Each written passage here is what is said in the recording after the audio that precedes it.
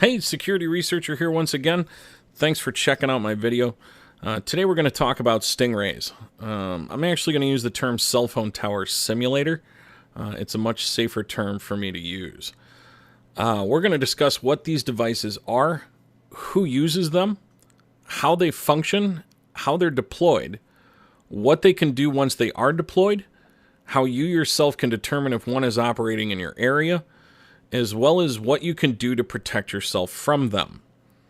Now, this is going to be a long video. I'm re-recording the audio here for God knows how many times.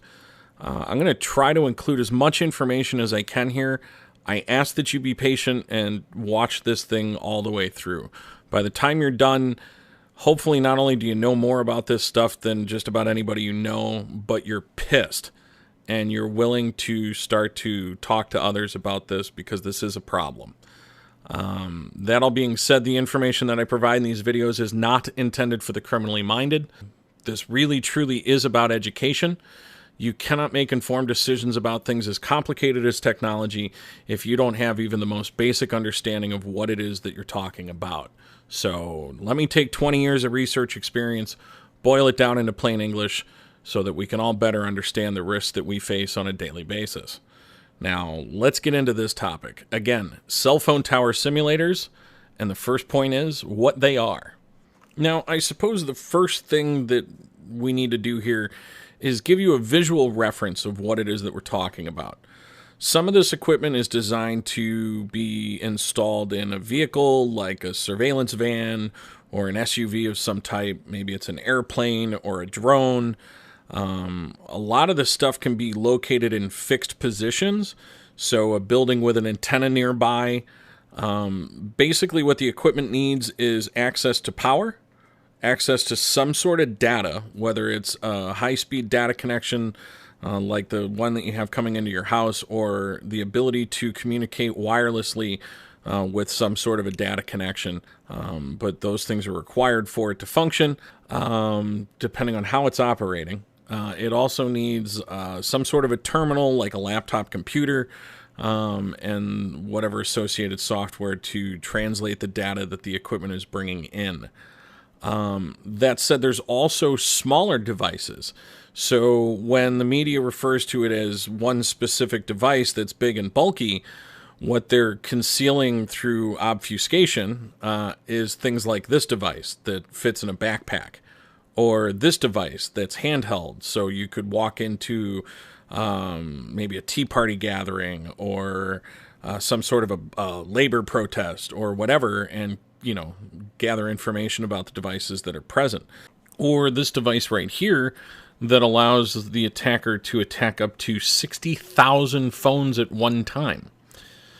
Not exactly targeted surveillance in my mind. And when you keep in mind the fact that these can be located in fixed positions, you could sprinkle these around a community and monitor every single phone in town. We'll cover all of the things that are at least publicly known about this technology, because I'm really not interested in spending a lot of time here or meeting people like these guys. So I'm going to try to only discuss what is publicly known and put it into context so that we can all understand the threat. So now that you know what the things look like, let's talk about what they actually are and how they function. So what is a cell phone tower simulator? Just as the name implies, it functions like a legitimate cell phone tower. It communicates back and forth with your device on its normal communication channels, so as far as your device is concerned, it's on a legit cell phone tower. It works on all of these smart and dumb phones that are out in the market today. And no, I don't care how super cool or secure you think your phone is. It is susceptible to attack by these types of devices. I know that everyone likes to talk about the legal restrictions of the use of cell phone tower simulators, warrants, writs, court orders, trap and trace, pen registers, etc. But this technology is designed to work without having to attain legal authorization. It can be deployed without anyone knowing that it's being used. There's no paper trail that the system is being deployed, so there's no audit that can occur to find out whether it was used. You have to realize that before, they used to have to go through the cellular service providers to gather information, but it was really messy and it left paper trails everywhere. With the release of this technology all the way down to your local community, now they don't have to worry about that. Now, this would be a concern to you and I if we had a system that was displaying a disdain for traditional legal limitations on power and authority. If we had organizations and agencies and individuals operating in secret, hiding behind non-disclosure agreements, lying to Congress, or just general corruption running rampant throughout the system. But since we know we don't have that happening here in the United States, we know that we don't have anything to worry about, right? That is until you realize that it's already been proven that for as little as $1,200 or less, just about anybody can build a device that has similar capabilities to this technology. The fact that backdoors exist in any of our technology means that not only can the quote-unquote good guys use it, but anybody who's aware that those backdoors exist can also use them.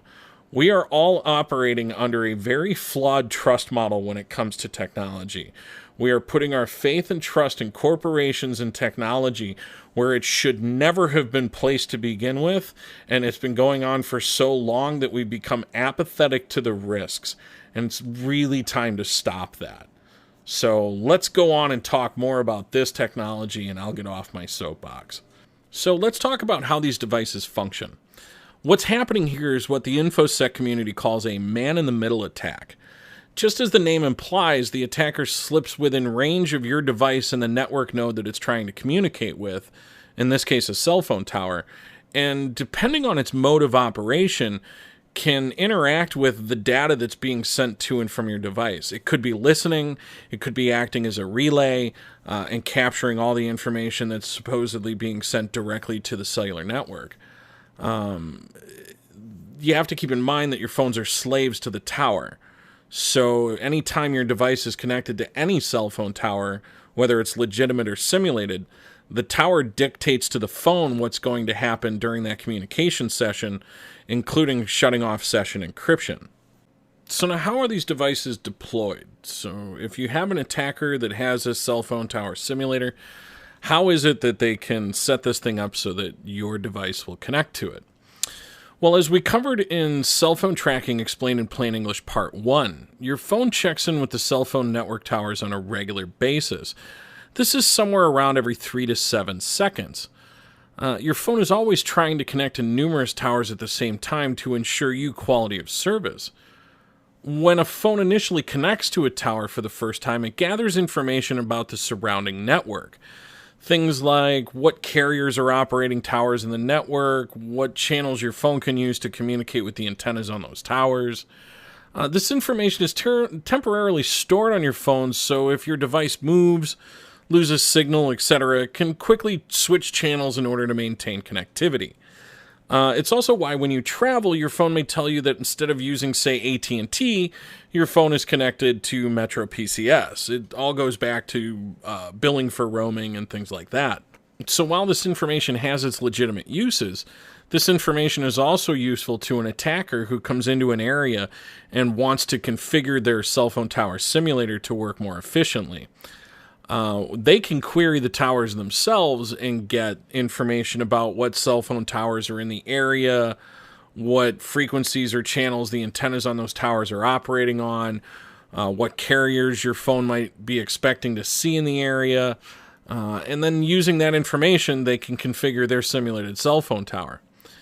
Now, since the phones are really slave to the towers send the phones all of the commands as related to their operations.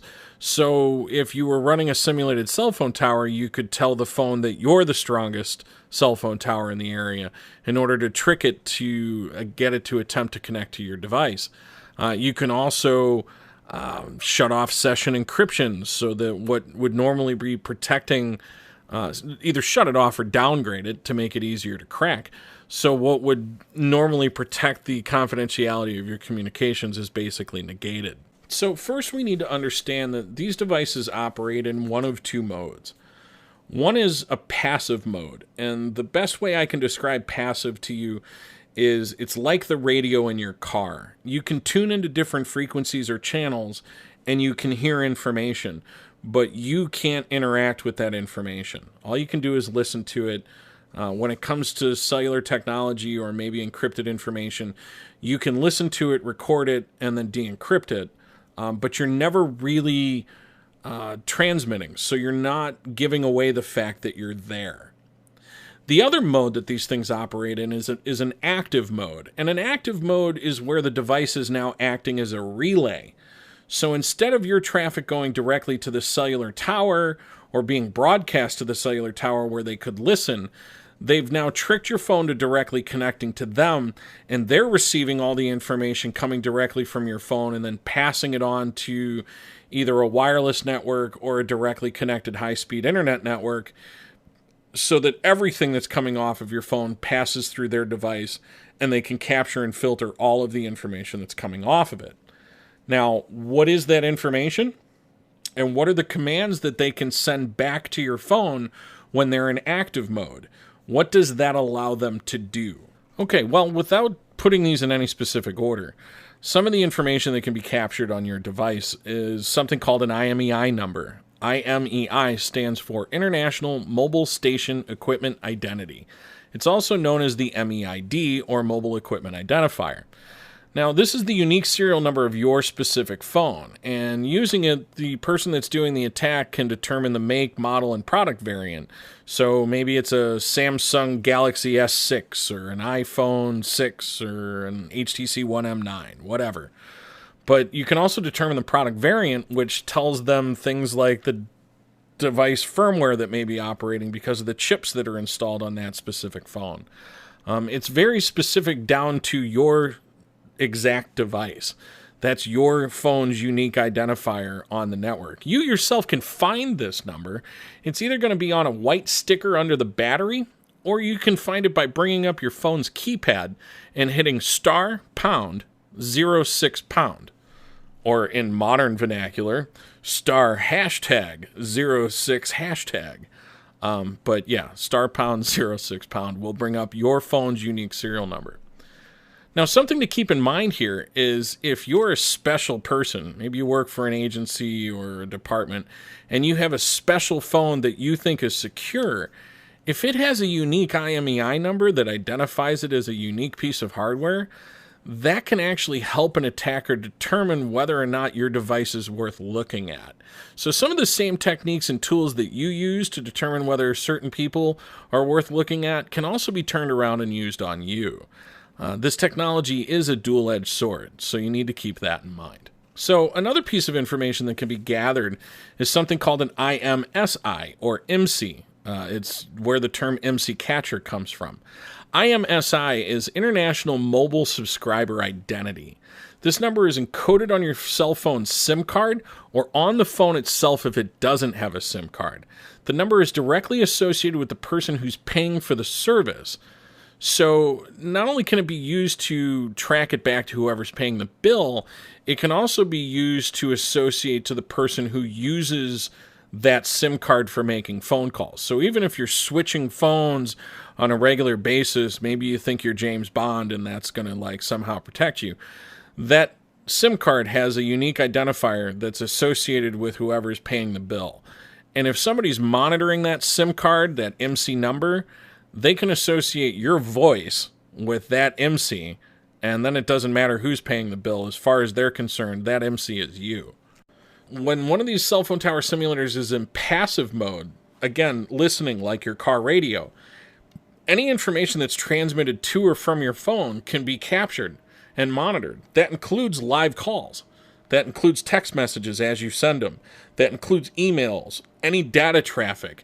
Anything that you're doing, even if you're using one of these applications that's super cool and it encrypts my voice traffic and sends it over the wireless and blah, blah, blah, you're still transmitting it. And anybody that can tune in to pick up that transmission can capture that transmission. And even if it is encrypted, they now have the data and can de-encrypt it themselves. So again, we're operating under a terribly flawed trust model when it comes to technology. And I really don't care how smart you think you are. You're operating under a flawed trust model, believe me. So that's just it in a passive mode. It really gets interesting when these devices operate in an active mode, because now they can interact directly with your phone. They can mess with power management, so you may think your phone shuts off, the screen does what it normally does, and it makes the noises that it normally does when it shuts off, but the phone isn't really off. So the microphone can still be used to eavesdrop on what's going on in the room. The camera can still be activated. The GPS can still be tracked. You have to realize that, anything that's stored on the device at this point, because this device has connected onto your phone, so your banking history, your passwords, your call logs, your phone book, all of which can be used to create additional target lists, all of this stuff is available whenever one of these devices in an active mode connects up to your cell phone. Something else that's important to pay attention to is, I had mentioned that your camera can be activated. And a lot of people will automatically think, well, whatever, my phone's in my pocket. Well, where's your phone when you're reading a text? And where's the camera when you're looking at the screen on your phone? You've got a camera that's pointed at you, so I can identify that you're reading that text. But where's the camera on the back of your phone pointed? These things can be used for video surveillance. They can be used for audio surveillance, even in your own home, even in your business. Now, even if your colleagues, your friends, and your family members don't take this stuff seriously, it's up to you to do it. You have to educate them, and they need to understand it. You're going to get a lot of flack. You're going to be told you're crazy and you're paranoid. But the fact of the matter is this stuff is happening. I just want to take a second to point out something here. We're only talking about cell phones in this video, but you need to think about all the other devices that you own that operate wirelessly. If they transmit and receive information, can be subject to a man-in-the-middle attack. So we're not just talking about your cell phone, your tablet, your laptop, maybe your PC if you've connected it wirelessly, but also the wireless router itself. All of these devices can be attacked remotely through a man-in-the-middle attack. So it's important that you realize we are operating under a terribly flawed trust model when it comes to technology. Now let's get back on topic and talk about man-in-the-middle attacks using cell phone tower simulators against your cell phone. What are some of the symptoms that this could be occurring against your device? So when it comes to symptoms, it's important that I state here that this technology is always evolving. So some of the symptoms that I'm going to say now might not be symptoms next week when the new version comes out. These are just some of the things that I know of. I'm probably going to miss a few of them, but here's a list anyway. Your phone gets warm. You're not even on it, and you pick it up and it's warm, which means it's been transmitting and receiving. The battery drains quicker than usual. You have no or seriously degraded data service when there should be decent data service.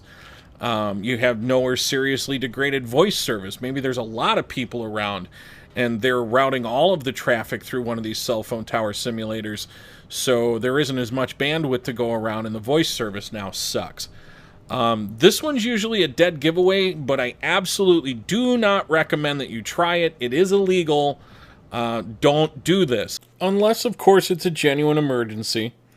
But if you try to dial 911 and you do not have 911 service, again, don't do this. But that's a dead giveaway that your device is connected to a cell phone tower simulator. Your friends might get a text message from you, but when that text message comes up on their phone, it doesn't come up with your phone number. It comes up with something odd, like some sort of a 4-digit combination of numbers, but not your actual phone number. Okay, so you've made it this far, and you're interested in figuring out what the solution to all of this is. If you cheated and fast-forwarded and got here, shame on you. Go back and listen to the whole thing. You're not as smart as you think you are, and there's stuff that you need to know. So if you got here organically, thank you for listening to the whole thing, and let's talk about solutions. The technology is constantly evolving. It's kind of like the weapons and armor thing. That is, the weapons improve, the armor improves, and as the armor improves, the weapons improve. It's just that we're talking about cyber weapons. So what is the armor that we can use against these cyber weapons? How can we protect ourselves? And the solution, at least as I see it, is really twofold. One is signal isolation, which means encapsulating your phone in a way that you can prevent all of the signals that your phone can interact with from getting to or from your phone. If your phone can receive any signals whatsoever, it can be used to compromise the integrity of the device. The microphone, all the things that we've discussed can all be accessed if your phone can send and receive signals. So you have to find a way to isolate it so that it can't send and receive signals. But that causes a problem in your connectivity, because now, since the phone can't send and receive signals, you're essentially isolated. I have a solution for that as well. So let's take this in two parts. Let's talk about the isolation options that are out in the market, and let's talk about the connectivity option. So let's start with the do-it-yourself solutions. And the do-it-yourself crowd is really adamant that they have the solution. I have a question for you. If you believe that you have the solution, have you paid to have a lab test your solution? And keep in mind that the solution that you send to the lab is going to be different than the next one you make, because you're just slapping these things together. So the reason that I say have you had it tested is, we're all familiar with, gases, air in a car tire, liquids, water in a bucket. I can hear the air leaking out of my car tire. I know that it's leaking. I can see moisture on the outside of my bucket and wipe it off and it comes back. So I know that my bucket's leaking. I can't hear the RF leaking out of my enclosure. I can't wipe it off and see it reappear again on the outside of my do-it-yourself enclosure. I have no idea what frequencies are penetrating my enclosure. I have no idea. I don't know how effective it is until I have it tested, because nobody, unless you have about 150 grand worth of equipment, can tell you what frequencies are leaking out of your do-it-yourself enclosure. And the enclosure that you make is going to be different than the enclosure that the next guy makes, even if they're using the same overall premise. So there's just too many variables in the do-it-yourself community for me to endorse any do-it-yourself solution. That brings us to the commercial products that are out in the market. And there's really two families of products: soft cases and hard cases. The soft cases that are out on the market were analyzed by Purdue University's Cyber Forensics Lab, and they found that of the ones that they tested, they had an overall failure rate of about 53%. So more than half the time in a normal network operating environment, they failed. When you bring a cell tower simulator in and you get the antenna even closer and you up the power output, they're going to fail even more frequently than 53%.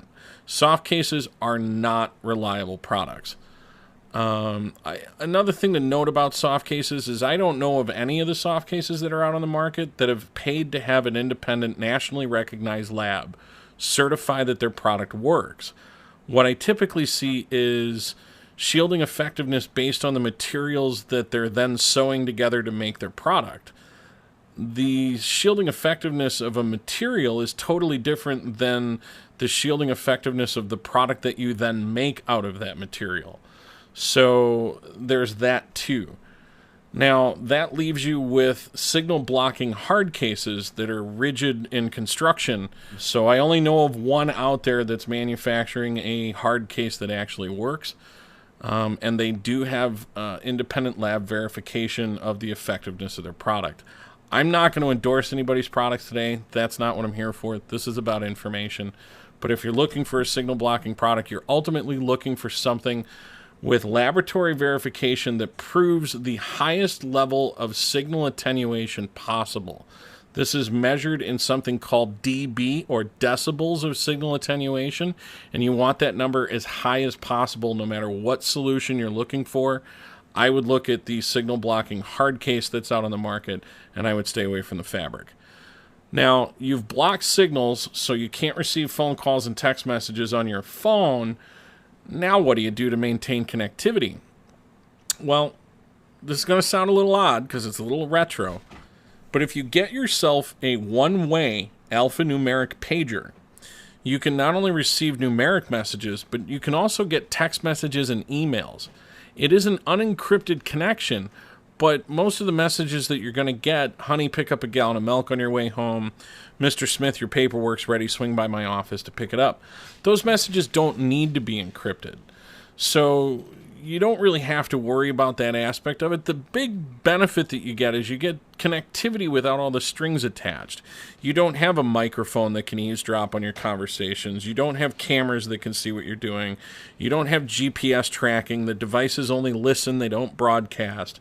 So you can't be location tracked. You can regain some of your privacy while still maintaining connectivity.